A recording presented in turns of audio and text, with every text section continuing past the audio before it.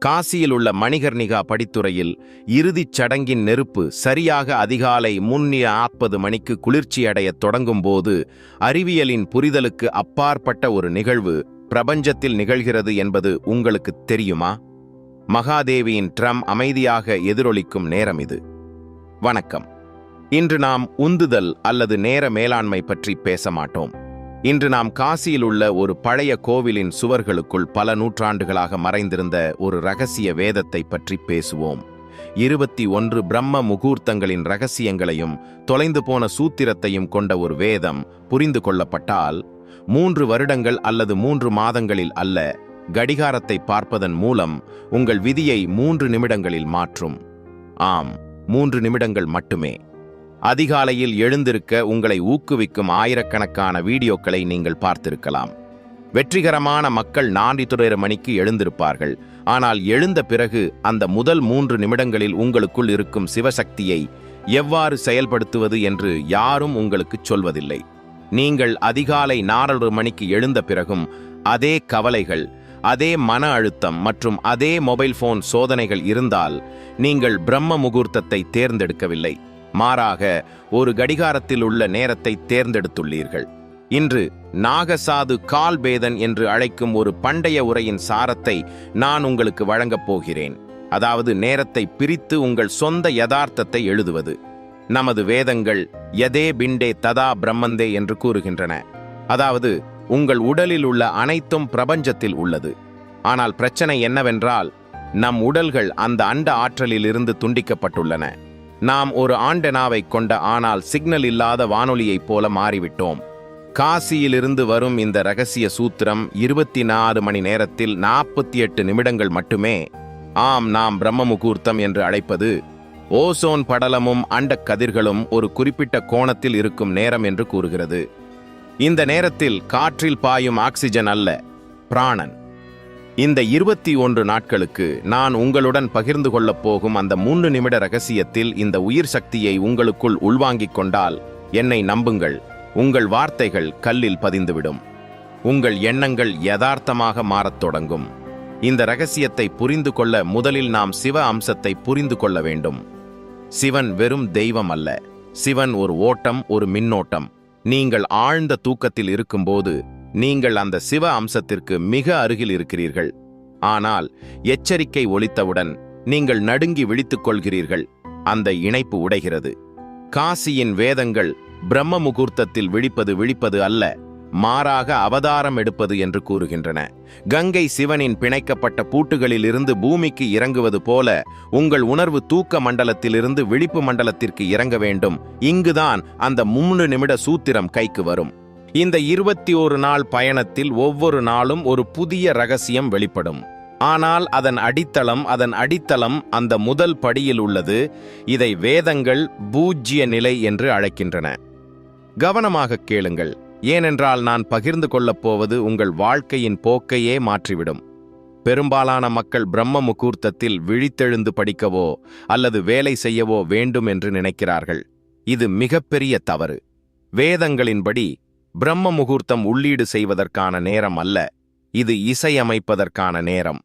உடைந்த கிதாரில் ஒரு சிறந்த பாடலை வாசிக்க முயற்சித்தால் இசைக்குறிப்பு இசைக்காமல் ஒலிக்கும். அதேபோல் உங்கள் மனமும் உடலும் இசைக்கவில்லை என்றால் நீங்கள் எவ்வளவு கடினமாக உழைத்தாலும் உங்களுக்கு பலன் கிடைக்காது. எனவே அந்த மந்திர 3 நிமிட சூத்திரம் என்ன? மேலும் எண் 20 என்று ஏன் தேர்ந்தெடுக்கப்பட்டது? நம் உடலில் 7 சக்கரங்கள் உள்ளன.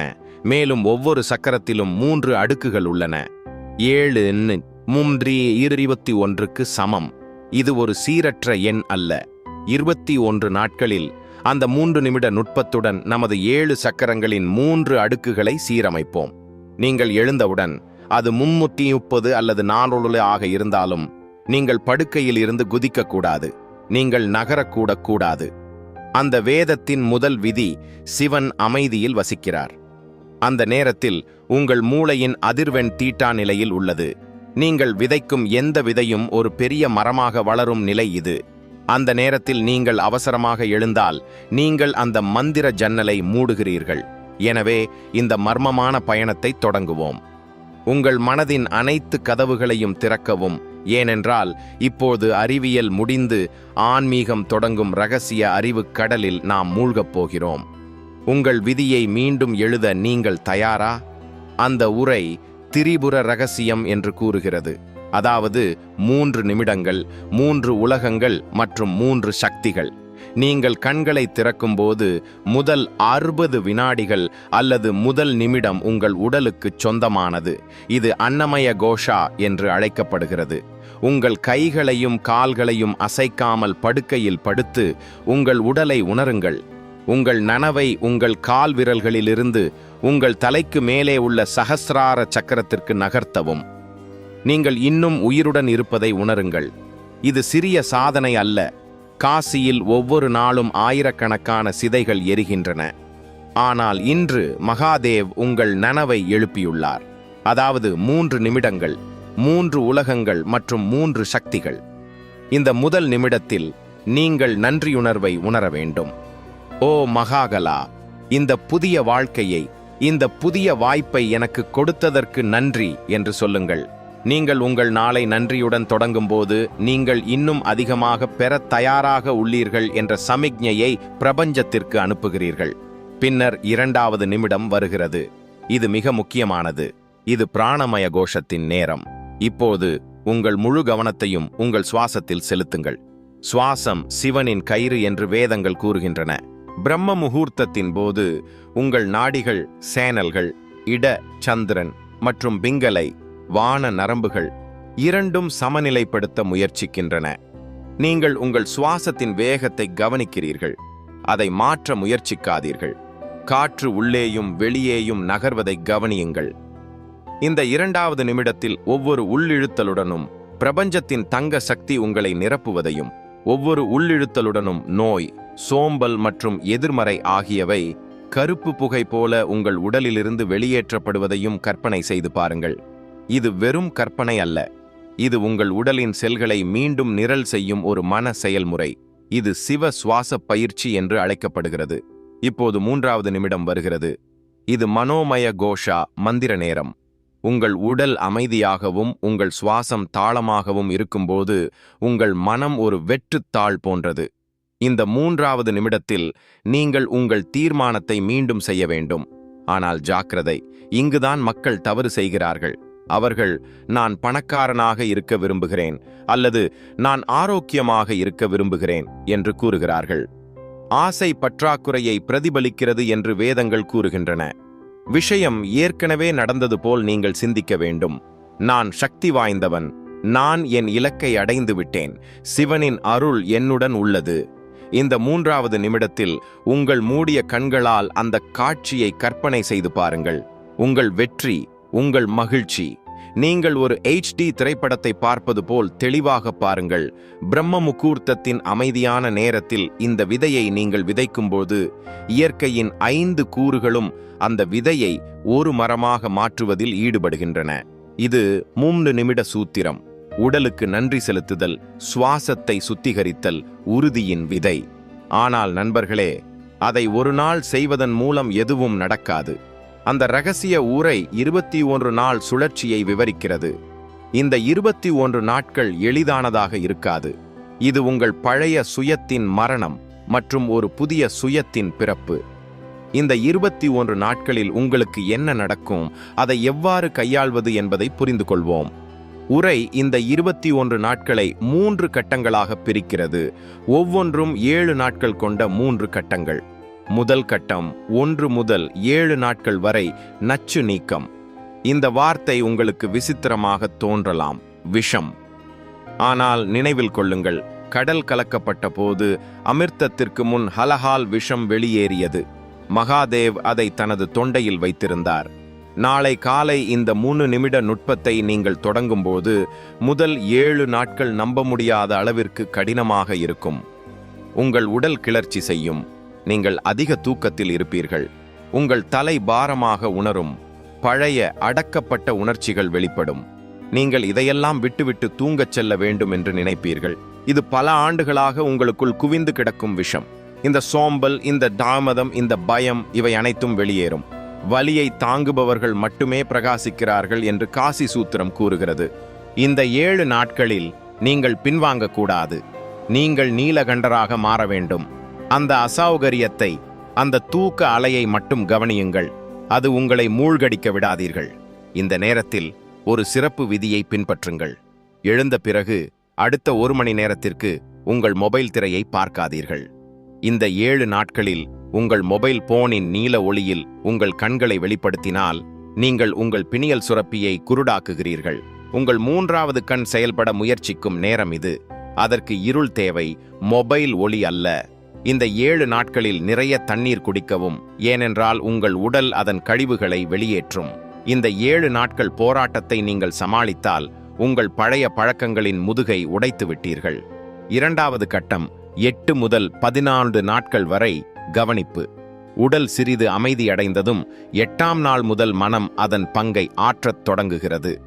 கவனிப்பு என்பது தீவிரமற்றது, அதாவது எளிமையானது, பாகுபாடு இல்லாமல். இந்த நாட்களில் உங்களுக்கு திடீரென்று எண்ணங்கள் குவியும். சில நேரங்களில் பழைய கெட்ட நினைவுகள் கூட உங்களை வேட்டையாடும். வேதங்கள் எண்ணங்களை பிடித்துக் கொள்ளாதீர்கள், அவை ஓடட்டும் என்று கூறுகின்றன.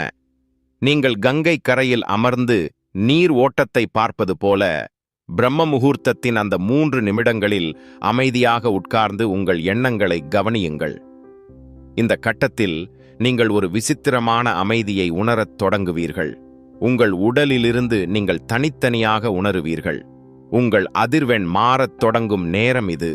முன்பு உங்களை கோபப்படுத்திய விஷயங்கள் இப்போது அர்த்தமற்றதாக தோன்றுவதை நீங்கள் கவனிப்பீர்கள். சிறிய வாக்குவாதங்களில் ஈடுபடுவதை நிறுத்துவீர்கள். ஏனென்றால் உங்கள் சக்தி இப்போது மூலாதார சக்கரத்திற்கு மேலே உயர்ந்து இதய சக்கரத்தை நோக்கி நகர்கிறது. இந்த நாட்களில் ஒரு காரியத்தை செய்யுங்கள். அந்த 3 நிமிடங்களுக்கு பிறகு 5 நிமிடங்கள் மனதளவில் ஓம் நம சிவாய ஜபம் செய்யுங்கள்.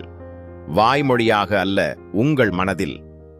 இந்த மந்திரம் உங்கள் டிஎன்ஏவை சரி செய்யும் ஒரு அதிர்வு. ஒலி அதிர்வெண்ணுடன் பொருள் மாறுகிறது என்பதை அறிவியல் கூட இப்பொழுது ஏற்றுக்கொள்கிறது. 3வது நிலை, நாட்கள் 15 முதல் 21, சிவசாயுஜ்யம் அல்லது சீரமைப்பு. ஒவ்வொரு தேடுபவரும் காத்திருக்கும் நிலை இது. 15வது நாளுக்கு பிறகு உங்களுக்கு அலாரம் தேவையில்லை. 40 மணிக்கு உங்கள் கண்கள் தானாகவே திறக்கும். உள்ளே யாரோ விளக்குகளை இயக்கியது போல் முற்றிலும் புத்துணர்ச்சியுடன் இருக்கும். இந்த நேரத்தில் நீங்கள் நினைப்பது மிக விரைவாக யதார்த்தமாக மாறத் தொடங்குவதை நீங்கள் கவனிப்பீர்கள். இதை நாம் ஈர்ப்பு விதி என்று அழைக்கிறோம், ஆனால் காசியின் வேதங்களில் இது சங்கல்ப் சித்தி என்று அழைக்கப்படுகிறது. நீங்கள் ஒருவரை நினைவில் வைத்திருந்தால் அவர்கள் உங்களை அழைப்பார்கள். நீங்கள் எதையாவது நினைத்தால் அதற்கான பாதை தானாகவே திறக்கும். இது ஒரு அதிசயம் அல்ல. உங்கள் ஆண்டனா இப்போது பிரபஞ்சத்தின் சமிக்ஞைகளுக்கு ஏற்ப டியூன் செய்யப்பட்டிருப்பதால் இது நடக்கிறது. இந்த கடைசி 7 நாட்களில் உங்கள் 3 நிமிட காட்சிப்படுத்தலை வலுப்படுத்துங்கள். ஏனென்றால் உங்கள் ஆழ்மனம் இப்போது முழுமையாக திறந்திருக்கும். நீங்கள் அதில் எதை வைத்தாலும் அது உங்கள் விதியாக மாறும். ஆனால் நண்பர்களே, இந்த பயணம் 21ஆம் நாள் முடிவடைவதில்லை. இந்த புத்தகத்தின் இறுதியில் ஒரு எச்சரிக்கை உள்ளது. அதிகாரம் அதை மதிக்கிறவர்களிடம்தான் தங்கியுள்ளது. 21 நாட்களுக்கு பிறகு நீங்கள் உங்கள் பழைய பழக்கங்களுக்கு திரும்பினால், தாமதமாக தூங்குவது, உங்கள் மொபைல் போனில் நேரத்தை வீணடிப்பது, பிறகு நீங்கள் சம்பாதித்த ஆற்றல் மெதுவாக வெளியேறும். இந்த கசிவு ஏற்படும். இந்த 3 நிமிட சூத்திரத்தை உங்கள் வாழ்க்கை முறையாக ஆக்குங்கள். ஒரு நாளைக்கு 1030 நிமிடங்களில் உங்கள் விதிக்காக 3 நிமிடங்களை மட்டும் ஒதுக்க முடியாதா என்று கற்பனை செய்து பாருங்கள். காசியில் உள்ள அந்த பழைய கோயில் இன்னும் நிற்கிறது. கங்கை இன்னும் பாய்கிறது. அந்த பிரம்ம முகூர்த்தம் இன்னும் தினமும் காலையில் உங்கள் கதவை தட்டுகிறது. ஒரே வித்தியாசம் என்னவென்றால், நேற்று வரை நீங்கள் தூங்கிக் கொண்டிருந்தீர்கள், ஆனால் இப்போது நீங்கள் விழித்திருக்கிறீர்கள். சிவன் அகம் பிரம்மாஸ்மி என்று கூறுகிறார், அதாவது நான் பிரபஞ்சம். நீங்கள் யாருடைய கைகளிலும் ஒரு பொம்மை அல்ல, நீங்கள் படைப்பாளர். நாளை அதிகாலை 3:40 மணி உங்களுக்காக காத்திருக்கிறது. படுக்கையிலிருந்து எழுந்து சோம்பலை விட்டுவிட்டு உங்கள் நெற்றியில் வெற்றி திலகத்தை உணருங்கள். அதை மகாகல் உங்களுக்கு பயன்படுத்த வருகிறார். நினைவில் கொள்ளுங்கள், 100 நிமிடங்கள். உடல், நன்றியுணர்வு, மூச்சு, சுத்திகரிப்பு, தீர்மானம், படைப்பு. சரி, நாளை காலை தொடங்கும் இந்த நேரத்தை உடைக்கும் பயணத்தில் என்னுடன் யார் இணைகிறார்கள்? கருத்துக்களில் ஹர் ஹர் மகாதேவ் என்று எழுதி உங்கள் இருப்பை குறிக்கவும். ஏனென்றால் நாம் ஒன்றாக ஒரு தீர்மானத்தை எடுக்கும்போது நமது ஆற்றல் அதிவேகமாக அதிகரிக்கிறது. பிரம்ம முகூர்த்தத்தில் சந்திப்போம். அதுவரை உங்கள் சக்தியை சேமித்து சிவனின் ஓட்டத்தில் தொடர்ந்து பாய்ந்து செல்லுங்கள். ஓம் நம சிவாய்.